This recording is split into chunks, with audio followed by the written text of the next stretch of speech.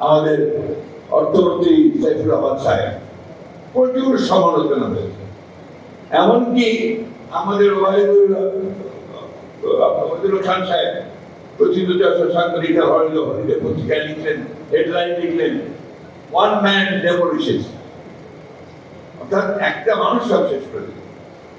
প্রমাণ হয়েছে যে ভিএটি এটা বাংলাদেশের বর্তমান অর্থনীতিকে শক্ত জায়গায় নিয়ে আসার পেছনে কাজ করছে।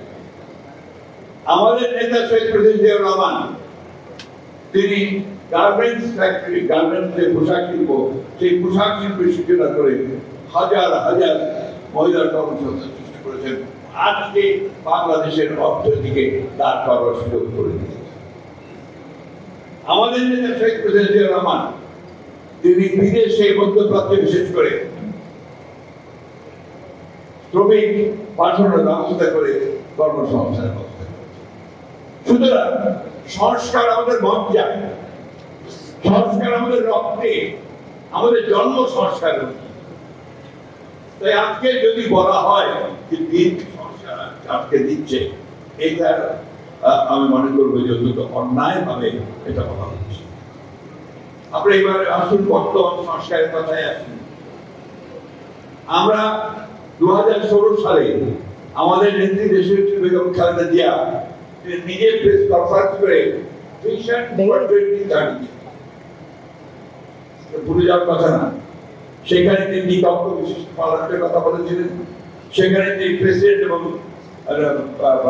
প্রধানমন্ত্রীর ক্ষমতা ভারসাম্যের কথা বলেছেন, সেখানে তিনি সকলকে নিয়ে রেইনবো নেশন তৈরি করার কথা বলেছিলেন, জুডিশিয়াল ইন্ডিপেন্ডেন্সের কথা। আবার পরবর্তীকালে যখন আমরা রিয়ালাইজ করেছি যে এই রাষ্ট্র কাঠামোয় দেশকে নিয়ে যাওয়া যাবে না, তখন আমরা আবার 2022 সালে প্রথমে বিএনপির পক্ষ থেকে 27 দফা, এরপর যারা আন্দোলন করছি সকলকে নিয়ে আমরা 31 দফা কর্মসূচি প্রদান করি। নিশ্চয়ই মনে আছে আপনাদের সেই কর্মসূচি প্রদানকে নিয়ে তুল কালাম কাণ্ড হয়েছিল।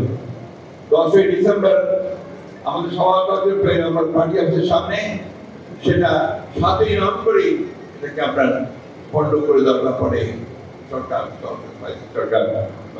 করেছিল। এবং সেদিন মকবুল ওই পার্টি অফিসের সামনে আমাদের স্বেচ্ছাসেবক দল নেতা পেশায় সে একজন শ্রমিক ছিল, তাকে পুলিশ গুলি করে হত্যা করে। এরকম অসংখ্য ঘটনা, যে ঘটনাগুলোর মধ্য দিয়ে আমরা বাংলাদেশের রাজনৈতিক কাঠামো, রাষ্ট্র কাঠামো এবং অর্থনৈতিক কাঠামোকে পরিবর্তন করবার সমস্ত প্রস্তাবগুলো সামনে নিয়ে এসেছে। সেই দলকে যদি আপনারা বলেন যে আমরা সংস্কার চাই না, সংস্কার ঢুকে দিচ্ছি, তাহলে এর যে কোনো সত্যের অপলাপ কিছু হতে পারে। এই যে সংস্কার কমিশন হয়েছে, এখন ঐক্যমত্য কমিশন হচ্ছে, প্রত্যেকটা কমিশনের প্রতিটি মিটিংয়ে আমাদের প্রতিনিধি আছে, ঠিক আছে।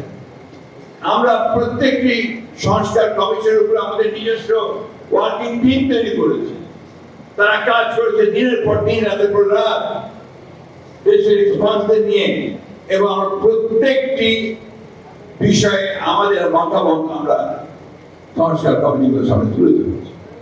এবং কয়েকদিন আগেই সেটা বলেছি কনফারেন্স করে যে আমরা কতগুলো বিষয়ের সঙ্গে আমরা একমত, আমাদের দেখা যায় যে ম্যাক্সিমাম বিষয়গুলোর সঙ্গে আমরা একমত।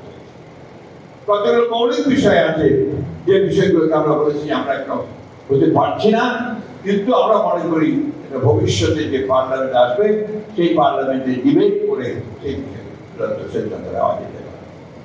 সবচেয়ে বড় কথা যেটা, এই দেশের মালিককে, এই দেশের মালিক তো জনগণ।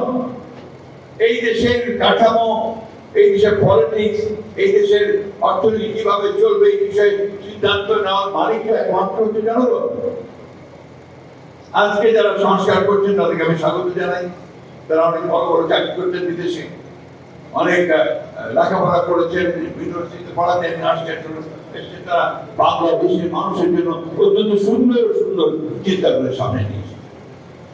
আমরা সেটা প্রপার দেখে আমরা যেটাকে মনে করেছি যে এই দেশের মানুষের সঙ্গে সঙ্গতিপূর্ণ, সেই বিষয়গুলোকে সামনে আনার চেষ্টা করি। আমরা শিক্ষাগুলো আমরা জমা দিয়েছি। জুলাই সনদ সম্পর্কে বলা হয়, জুলাই সনদে যে প্রথম যখন কথা উঠলো, যখন সরকার বললো আমাদের কাছে চাইলো যে তোমরা তোমাদের মতামত দাও, আমরা তখনই দিয়ে দিয়েছি।